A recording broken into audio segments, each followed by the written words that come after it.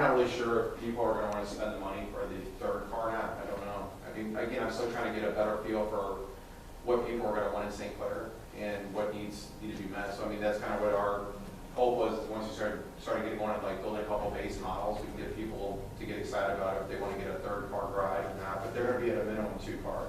We're not gonna need 1 car garage. And in one unit, the garages are together, correct? Not one on one end, one on the other, but they're both together? I'd like to keep it to where they're on opposite ends, is what I was planning on doing with it. Keep the garages on both ends, separate. I know I've seen them where they're already got that shared driveway. I think if you keep them separate, I think it'd be more preferable for people that live there and they have their own driveway as opposed to having a shared driveway. So we'd probably build it to where the garage is on the opposite ends, would be the plan. So, I don't know, let's see what people think. If we put them together, wouldn't that be less expensive? it would, I just don't know if, I don't know if that would be something that people like to have a shared driveway or not. So, we just thought maybe the first couple we built would just be the garage on the separate, the opposite ends, you know? Yeah, they're on opposite ends in your subdivision. I think they are, yeah. They're mixed, the ones at the top are, the driveways are together.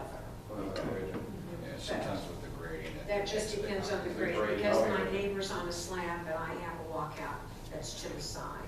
The other Okay. two, they have walkouts to the back, but their garages are Okay. all together. Yeah, if you have a steep street, those garages go on unexcavated, and then on unexcavated areas, the grading's held up higher, and it just ends up being more expensive. Yeah. Build that driveway and garage on the very low end on a steep road. That's what we do for them, make sure the grades, make sure but the grades and make sure the garage is right. Yeah, we've had some preliminary conversations with your architect about that.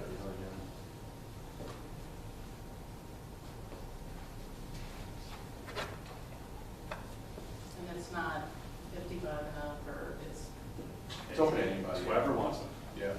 We've been told you guys already have the 55 and up stuff, so we'd like to open it up to everybody. Well, it looks exciting.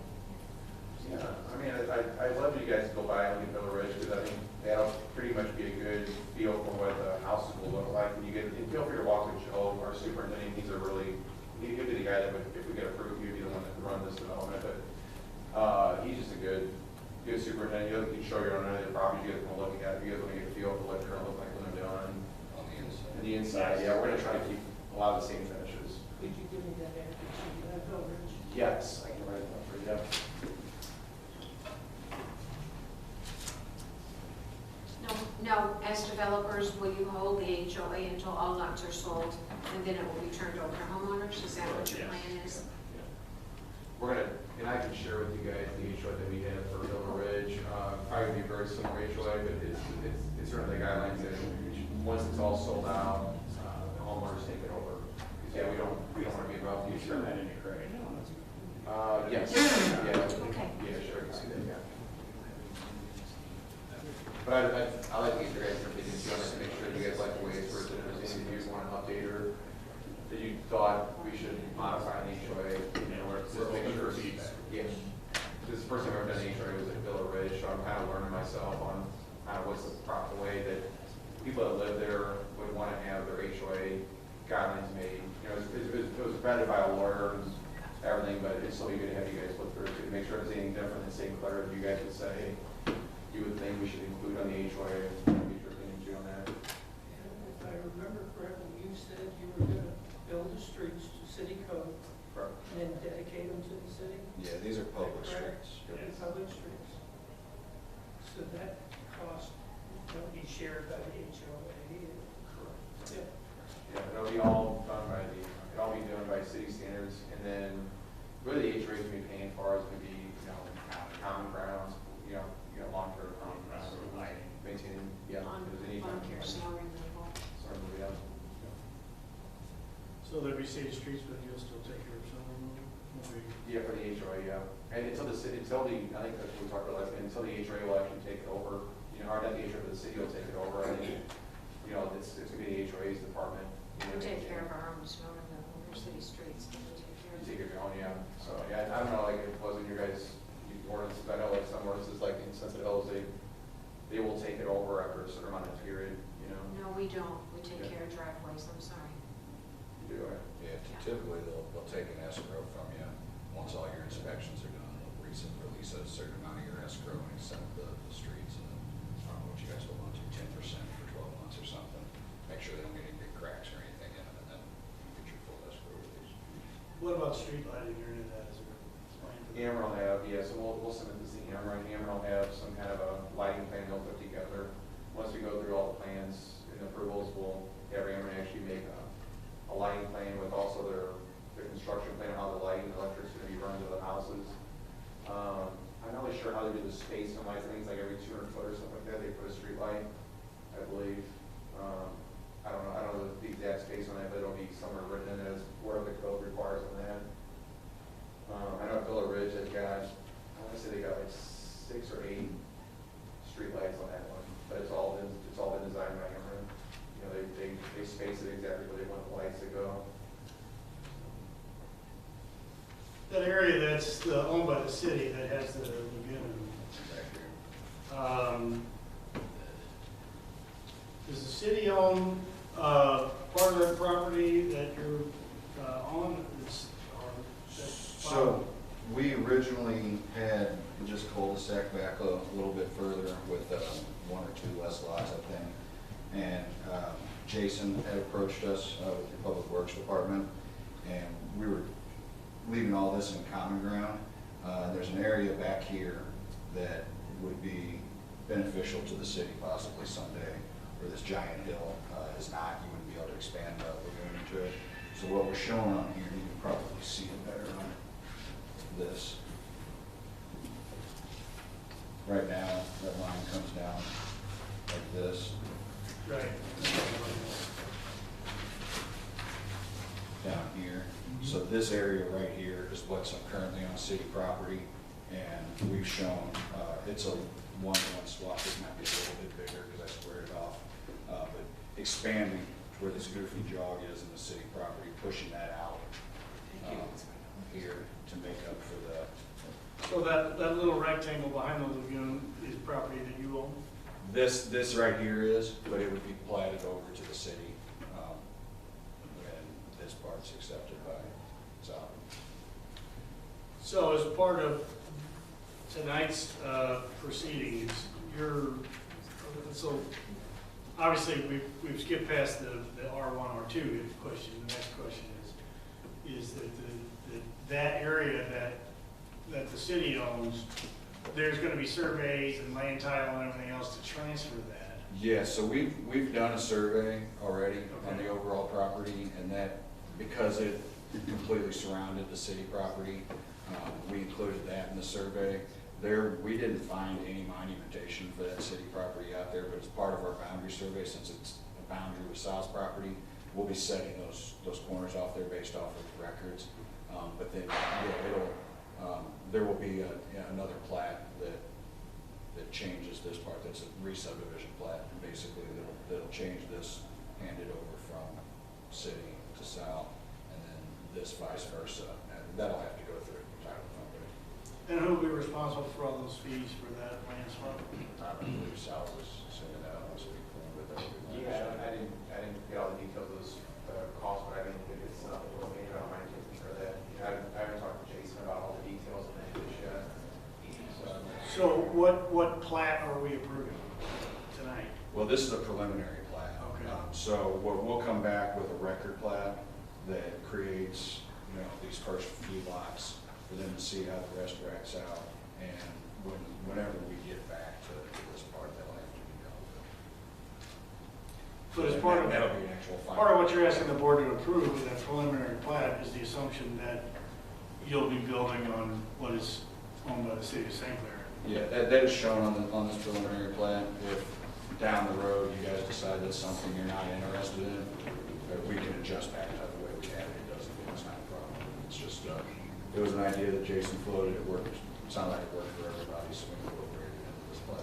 Yeah, it's just, I mean, you're gonna, I don't know if it's a land swap or a 1031 exchange or how you're gonna do it, but, the issue becomes, if the assumption is that this preliminary plat is the approval, then also it behooves the board to understand that part of your plat is included building on what's now owned by the city of St. Clair. Yeah, it is shown on this preliminary plat.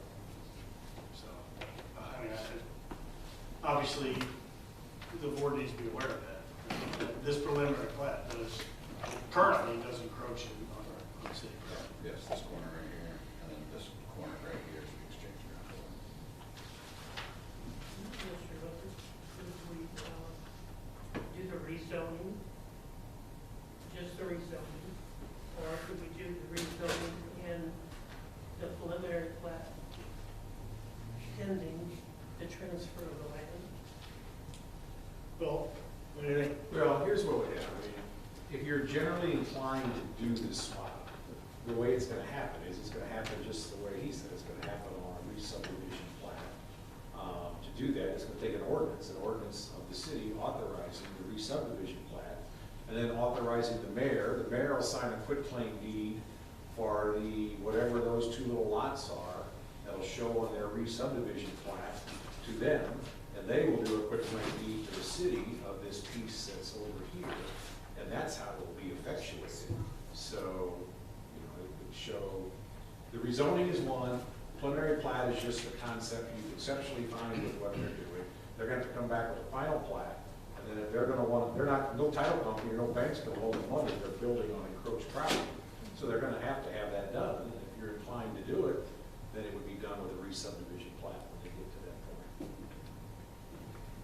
So I think you can move forward in both of them this year. And it's about 24,800 square feet. That's the area of the swap, just a little bit over half an acre.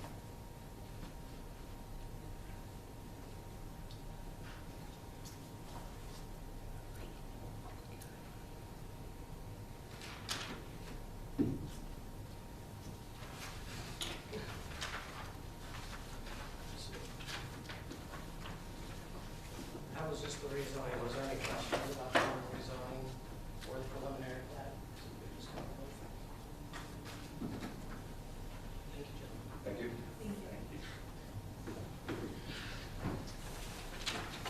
Next, we have the voluntary annexation of 940 Hickory. Greg, where's that property? I think I've seen it. Hickory Street's over, you can take Virginia Mines to Hickory. Everything currently, as you go down Hickory on the left is in the city limits. Everything on the right is Franklin County. 940 and 950 sit right there together. They're in the county, they're on the right side of the road. So they're wanting to annex in, which basically is gonna mean we're gonna run a tap under Hickory to our water lines and to our sewer lines. So, and they will pay the tap fees. Currently, they're on a shared well on Benton Street, which is a little further down Hickory, and it goes up to the right. And both of those property owners, the shared well with 11 or 14 other people, it's not working. So that's why they're wanting to annex in. So they're not considered Parkway Village? No, no.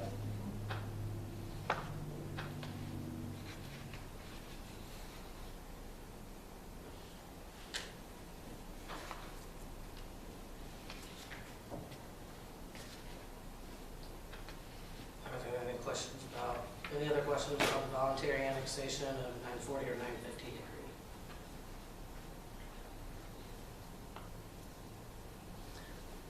Craig, and that cost for tapping in will be on the homeowners themselves, correct? That's correct.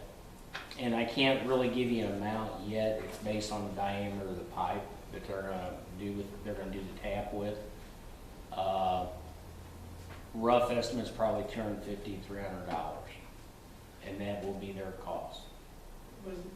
Craig, was this the properties that they were gonna have to go under the street, Yes. and they were gonna share in that cost also? Well, that one is gonna be, it's gonna be on them to pay the board under Hickory and to make the tap. The tap alone is probably gonna be $250 to $300. And then whatever it's gonna cost them. I do know one of the property owners on 940, he's talking about doing the board himself. Or he's got a contractor that is gonna help him do the board. Now 950, that's gonna be on them to do that. Go ahead. They each have to do their own? Yes. I'm assuming Jason has looked at this and the water supply over there can adequately Yes. take on to. And it's water only, not septic, right? Water and septic.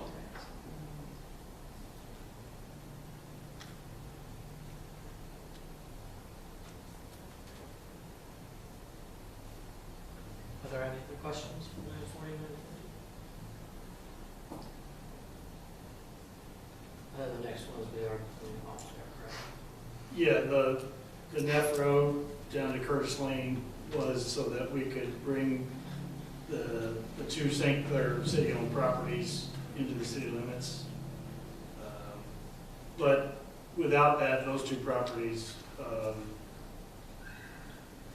aren't contiguous with the city. So we tabled the annexation of those two pending the Neff Road. And the issue is that whether or not the county has the legal authority to voluntarily turn those over to us.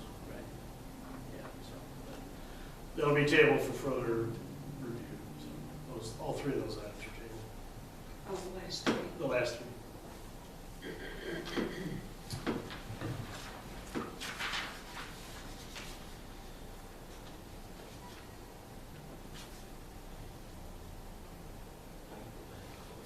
We close the public hearing unless there's other comment, I assume.